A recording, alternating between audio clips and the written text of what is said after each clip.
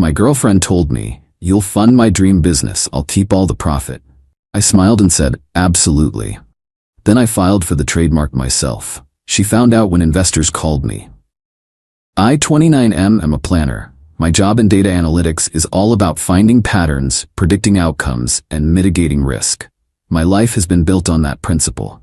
Methodical savings, a clear career path, a 5-year plan. That plan, the centerpiece of it, was my girlfriend of 3 years, Victoria, 27F. Victoria is the opposite of my spreadsheets. She's a whirlwind of brilliant, chaotic energy. Her passions are intense and infectious.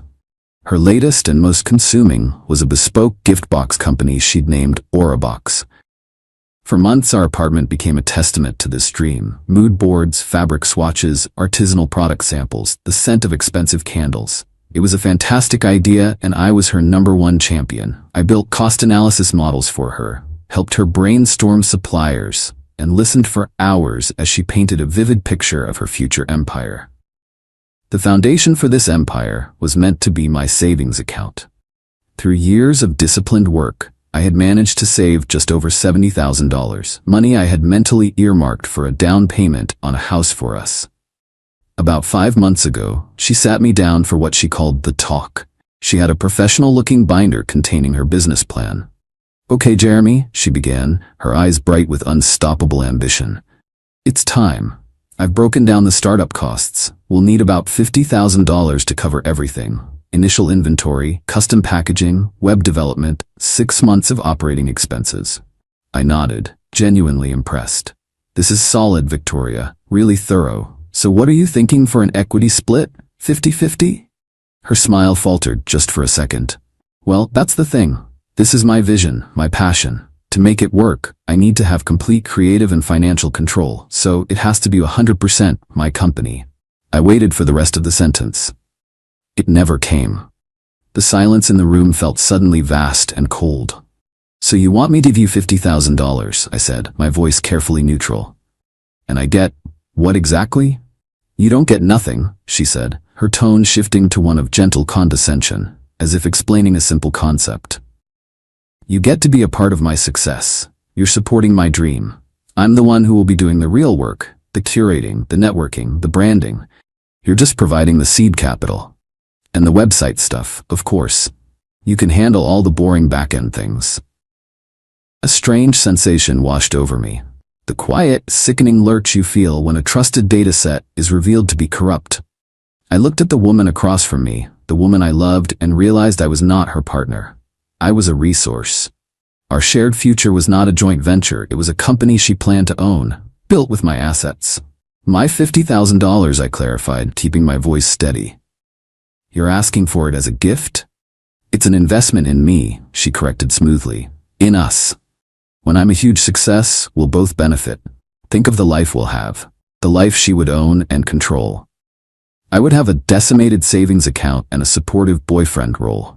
Every raw, hurt instinct told me to yell, to demand how she could be so selfish, so transactional. But my brain doesn't default to outbursts, it defaults to strategy. A fight would be emotional, messy, and ultimately pointless. The core problem wasn't a disagreement, it was a fundamental revelation of her character. So I did the only thing I could do. I smiled. I made it look calm and loving. "You know what? You're right, it's your dream. You should have full control, absolutely." The relief that washed over her face was a physical thing. She kissed me, calling me the best boyfriend in the world. I felt the kiss, but I might as well have been watching it from across the room. The next morning, I was up before she was. I didn't feel rage, just a profound, hollowed-out sense of purpose. For hours I sat at my computer, not sleeping, just processing the grief of a future that had died overnight. It hurt. It was a deep, physical ache, but grief can be a powerful motivator. By sunrise, I had done 2 things.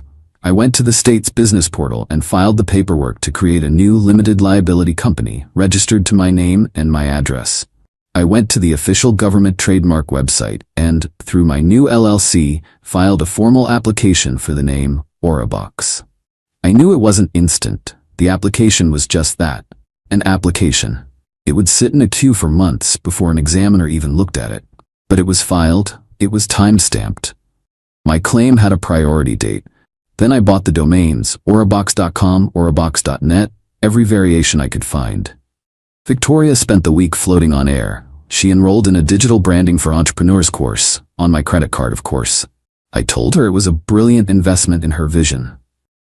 For the past 5 months, I've lived a double life. I've been supportive boyfriend Jeremy, listening to her plans, offering technical advice, and watching her burn through small sums of my money on business expenses. But inside, I've been strategic Jeremy, the man running a long-term experiment. I'm just waiting for the day she tries to build her house on the land I now quietly hold the deed to. It's a lonely, gut-wrenching way to live, but I see no other way to reclaim what she tried to take from me. Not just the money, but my dignity. Update 1. Thank you for the comments on my original post. Reading them has been a lifeline, a sanity check in what has become a very strange, isolated existence.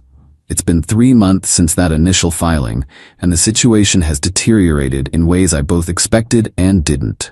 Victoria's entitlement has blossomed. She finished her branding course and now considers herself a marketing guru on par with industry titans. Her new best friend is Kyle, a startup mentor from her course who wears expensive sneakers with suits and uses the word synergy in every other sentence. He has become the angel on her shoulder, whispering poison. 2 weeks ago, she presented me with a founder's agreement that Kyle had helped her draft. It was a masterpiece of audacity. It outlined her role as founder CEO and designated me as the initial funding partner. It specified that my $50,000 contribution was a non-refundable, non-equity gift. And, the part that made me laugh out loud, it contained a clause requiring me to provide ongoing, pro bono technical support for all digital assets of Aurabox. She handed it to me with a pen, as if it were a restaurant bill. Kyle says it's crucial to professionalize our arrangement, she said, not a hint of irony in her voice. Our arrangement, I repeated, taking the papers. I'll read it over. I scanned it and saved it to the same secure cloud drive where I kept the LLC and trademark application receipts. It was becoming a powerful dossier of delusion. The entitlement has started to bleed into our daily life in uglier ways. My freelance data work, which provides a significant part of my income, has become an annoying distraction to her. A month ago, she accidentally reformatted an external hard drive where I kept my project archives. I was trying to clear space for my brand visuals and your old junk was taking up room, she'd exclaimed. My actual work is cloud synced, so I lost nothing critical, but the message was clear. My work was junk, and hers was paramount. The ugliest moment came last Friday. My grandfather passed away 2 years ago and left me his vintage watch. It's a beautiful, understated timepiece, not worth a fortune, but it's my most meaningful possession. I was getting ready for a formal event and found her holding it. I was just thinking, she said, letting it swing from her fingers. Kyle knows a collector. I bet we could get enough for this to cover a real PR launch. It's for the good of the company, Jeremy. You have to think bigger. A rage so cold it felt like ice water in my veins washed over me. I walked over, gently but firmly took the watch from her hand and placed it back in its box. No, was all I said. Don't be so sentimental, she scoffed, genuinely annoyed. This is what founders do. They sacrifice. You're not sacrificing my grandfather's watch, Victoria. The discussion is over. The look she gave me wasn't one of understanding or remorse. It was one of pure irritation, as if I were a stubborn employee refusing to authorize a necessary expense. Now the endgame is approaching. Kyle, leveraging his network, has secured her a pitch meeting with a small angel investor group called Halcyon. They're known for seeding promising local startups. Victoria is convinced this is her moment. The meeting is in 2 months. The new timeline is making her antsy. Why is the LLC stuff taking so long, she'll ask. Are you sure you filed the trademark correctly? I blame government bureaucracy telling her these things take time, which is true. She buys it because she sees all that as boring paperwork that is beneath her. Her job is the vision. My job is the execution. She's now demanding I build out the full website on a private server so it's ready to go live the second the paperwork clears. She wants a fully functional, polished brand to show the investors. She has no idea that the brand is and has always been legally mine. The waiting is the hardest part. Mourning a relationship while your partner is still sleeping next to you is a special kind of hell. But the finish line is in sight. Final update. It's over. The day of the Halcyon investor meeting arrived. Our apartment was a storm of Victoria's nervous energy, practicing her pitch, redoing her makeup, barking questions at me. Is the staging site ready? Did you link to the high-res brand assets?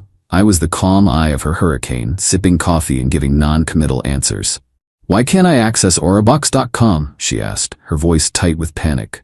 It still shows a generic coming soon page. DNS can take hours to propagate, I said calmly, knowing full well I controlled the domain and it pointed exactly where I wanted it to. Her phone rang. It was Kyle, likely from a coffee shop near the investor's office. They're ready for the pre-read deck, Victoria. Now, she hissed, muting the call. Just emailed you the link, I said. A few minutes later, as she was telling Kyle how robust and scalable my platform was, my own phone rang. It was an unknown number. I answered and put it on speaker. May I speak with Jeremy? A man's voice asked. Speaking. Mr. Scott, my name is Walter Hayes, a partner at Halcyon Investment Group. We're reviewing a proposal from a Ms. Victoria Moss for a company called Aurabox. My analyst has just done a preliminary due diligence check. We see a pending trademark application for Aurabox, filed about 5 months ago by an LLC, which public records show is registered to you. The proposal lists Ms. Moss as the sole founder. Could you clarify this discrepancy for us? We obviously can't proceed until the IP ownership is clear. The world stopped. Victoria froze, her back to me. Her hand holding her phone was perfectly still. I could see the tension in her shoulders. She wasn't screaming. She was processing. And I could pinpoint the exact nanosecond that the last 5 months of her reality shattered into a million pieces. I kept my voice level and professional. That's correct, Mr. Hayes. Aurabox is my pending trademark, and the LLC is mine. I am the sole owner of the intellectual property. Miss Moss was a creative consultant. I see, Mr. Hayes said, a world of meaning in those 2 words. Well, that certainly clarifies things. Thank you for your time. He hung up. Victoria slowly, deliberately ended her call with Kyle. She turned around, and her face was a blank mask of disbelief. What was that? She whispered. That was Walter Hayes, I said. An investor. He had some questions about my company. Your company. The words came out in a strangled shriek. Aurabox is my company, my idea, my dream. Your idea was brilliant, I conceded, standing up, but your business plan was predatory. I walked to my desk and picked up the founder's agreement she tried to make me sign. I held it up. Your plan was for me to provide $50,000, work for free, and sign a document legally confirming I was entitled to nothing. My plan was to protect my assets and my dignity. I filed for that trademark the day after our little talk. This has been in motion for 5 months, Victoria. The fury finally broke through the shock. You lied to me. For months. You watched me work. You watched me build this. You're a sociopath. You were building a fantasy on a foundation you never bothered to check. I said, my voice cold and hard. You were so focused on the vision, you assumed the boring details would just take care of themselves. They did. I took care of them. Her parents had given her $10,000 for the business, which she tearfully confessed amidst the screaming. I told her she should give it back to them. The fight was ugly and devolved into her packing a bag, throwing insults and a lamp. It missed. You will regret this, she screamed from the doorway. No, I said, the hollowness in my chest finally replaced by a sense of quiet finality. I regret the last 3 years. This is just the epilogue. She left? The silence was overwhelming. The aftermath was messy. Her father called and threatened me. Her mother called, crying but also confused. She told us you were a 50-50 partner, Jeremy, she said. She told us the $10,000 was her half of the initial IP filing costs. I just told her I was sorry for how it all turned out, and that Victoria's business plan was something she needed to discuss with her daughter directly. A week later, I got a call from Walter Hayes. He said, I just want to say, I've seen a lot of partnership disasters, but I've never seen one so methodically contained. I have no interest in the gift box market, but I am interested in people who can see risk 3 moves ahead. He didn't offer to buy Aurabox. He offered me a small 7x $500 for the LLC and all its assets, the pending trademark domains, which he said he passed to another team for pennies on the dollar. It was a realistic number. The real offer was the one that followed. "The analyst who did that diligence check for me," he said. "He works for a data security startup we're funding. They are looking for a strategy lead. Someone who thinks like you. Would you be interested in a conversation?" I sold him the LLC. I took the interview. I got the job. It was a massive step up, in a field I love, with a team that respects me. I used the $7,500 and a chunk of my now safe savings to put a down payment on my own condo. 2 weeks ago I was in a supermarket and I saw Victoria. She was in a staff uniform restocking yogurt. We made eye contact for a brief second. There was no anger in her eyes, just a flat, weary emptiness. She turned away, and that was it. She's not ruined. She's just living a normal life. The grand dream she was unwilling to build fairly now just a ghost in the dairy aisle. My revenge wasn't loud or explosive. I didn't destroy her. I simply stepped aside and let her run full speed into the wall she had built herself. I got a better job, a new home, and my self-respect back. And I learned that sometimes the best risk mitigation strategy is simply believing people when they show you who they are the first time.